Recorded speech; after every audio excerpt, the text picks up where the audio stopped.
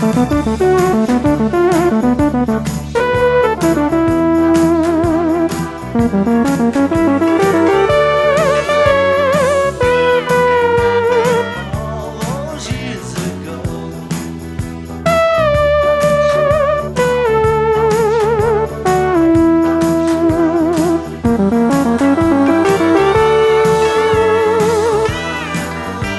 yes, the famous sounds of George Harrison. I feature the solo part in this particular video. The name of the song is called All Those Years Ago, and it was released in 1981.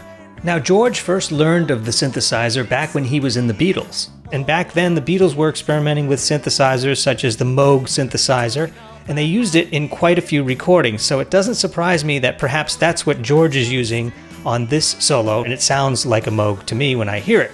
That's what we've imitated here on our modern keyboard called the Nord Stage 3, which has a synthesizer built in. All of this comes as a request from Artur Lozi, who's a subscriber on the channel here. He says, I don't have much experience with synths, but I'm looking for the synth solo sound on George Harrison's All Those Years Ago. Not the synth strings, but the synth solo. You heard me play it just now. If you want to stick with me here, I'll show you how to construct it on your synthesizer. It doesn't require many advanced synth techniques or features. It really just requires a single oscillator put through a filter, and it's really very straightforward. As always, anyone who is a subscriber of my current Patreon page or a member of Master the Nord Stage 3, which is a course I make available online at My Keys to Music, this sound is available for your Nord Stage 3 for immediate download. But we'll show you how to program it here anyway. And remember, follow along with your own synth. Like I said, what you're learning here today is the most basic of synth sounds, and it can be constructed even if you have a monophonic synthesizer. It doesn't take much to pull this sound off. All right, let's dig in.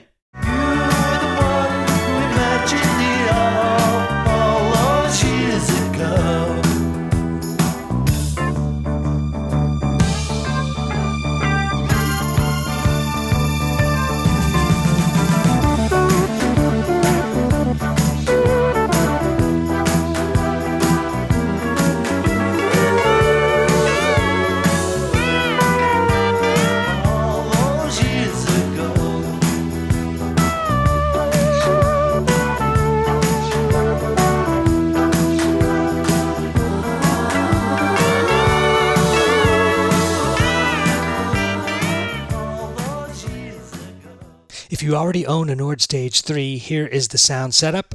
I'm using just the synth on panel A for this demonstration. Of course, this sound represents the synth solo.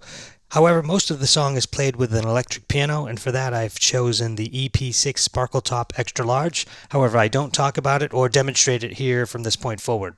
Alright, I have the Nord Stage 3 here locked and loaded. We've got a sound called All Those Years Ago. What I'd like to do is do a before and after and show you how easy this is to set up. So the sound sounds like this.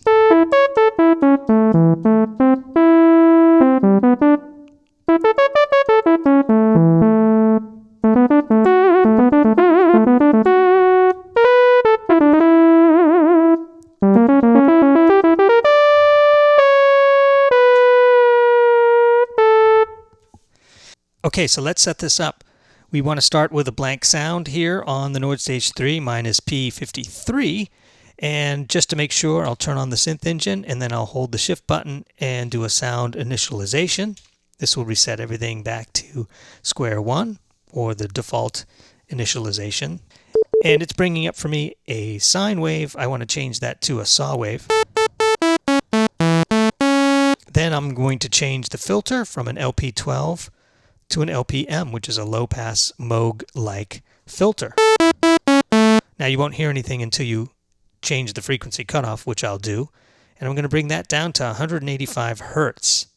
And already you're going to start to hear what sounds very similar to what you just heard earlier. Except you don't, because I don't have my KBD track on 1-to-1.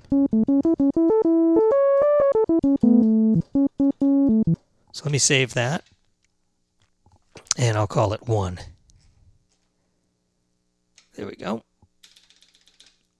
Save. Okay, so that's my new sound, and then we'll go back to here. Let's make sure the frequency hertz is 185. It is. Okay, but there's something else going on here. On the original sound, I added a little bit of modulation envelope at a 1.7. And what that does is it introduces the idea that we're going to have that filter adjust slightly over time. So as I push the key, it'll adjust and open up ever so slightly and very rapidly as I push the keys. So let's add that to 1.7 for our new sound. So 1.7, add a little modulation envelope. At that point now that we've done that, we actually have to now start thinking about the modulation envelope as it affects this. They work together. So I'll probably need some attacks. Let me just save this and then go back to this. All right, let's see what this attack is. It's a 6.3 on the attack and 8.57 on the decay and 105. 6.3 milliseconds, 8.57 seconds, and 1.05 seconds. Okay, let's save that. Now it should sound a little closer. And I think that's it for the synth side. Okay, just one more thing. The vibrato that you heard, I'm using aftertouch. So as I push the key and push into the key by adding more pressure, I'm adding vibrato into that, and that is affected here with the aftertouch. So I need that option. And let's see what the reverb looks like over here on this original sound. It is a 3.9 on the reverb with a room 2. So 3.9 room 2. Let's go program that. 3.9. Turn it on and go to room 2. And I think that's it for our sound. Okay, now that you've got that sound programmed, there's a lot you can do with it. If you open up the filter a bit,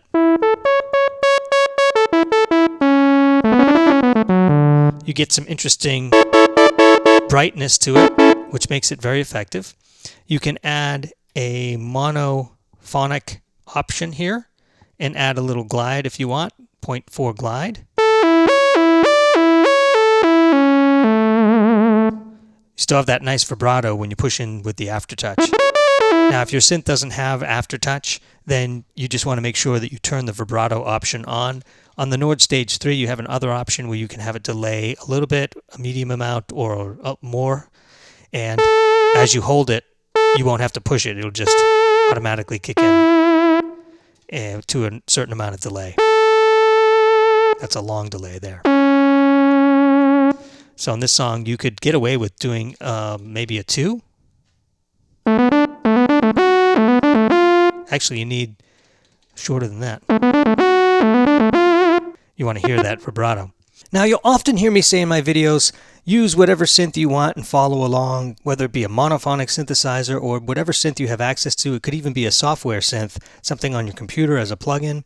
And I often say, just follow along and do the same thing on your synth and you'll get similar results. So I wanted to kind of put that theory to the test and prove it maybe to myself and to others who might question, I don't have a Nord keyboard. How do I do it on my own synth? The truth is, a lot of these synth sounds are essentially made from the same ingredients. So allow me to feature the Korg Minilogue XD polyphonic analog synthesizer. So on this synth, I've got a sawtooth waveform happening with a single oscillator. I've got that defined right here, single oscillator.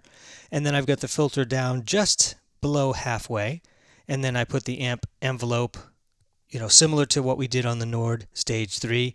Really no attack, some decay, sustain, a little bit of release. I've also introduced EG, which stands for envelope generator, and that is dictating some changes over time with the cutoff right here, the frequency cutoff. So a little bit of attack there and some decay as well. And the KB track, just like on the Nord Stage 3, all the way up. And, you've got to, when it comes to your own synth, you've got to tweak the filter cutoff and the amount of envelope generator that you have. These two are the biggies in terms of getting the brightness dialed in. And then the pluckiness are going to be these two knobs, the attack and the decay. of that envelope generator. Anyway, this is the, oh, and then I also added a touch of reverb. So here's the final sound. It sounds very similar to what we had on the Stage 3, in my opinion. For vibrato, it's already assigned here to this joystick. As I push up on the joystick, that's my vibrato. And of course I have the pitch bend, like I normally would on any synth. The only thing I did is I adjusted a little bit more depth for the vibrato in that position so you could really hear it. All right, so here's the end result.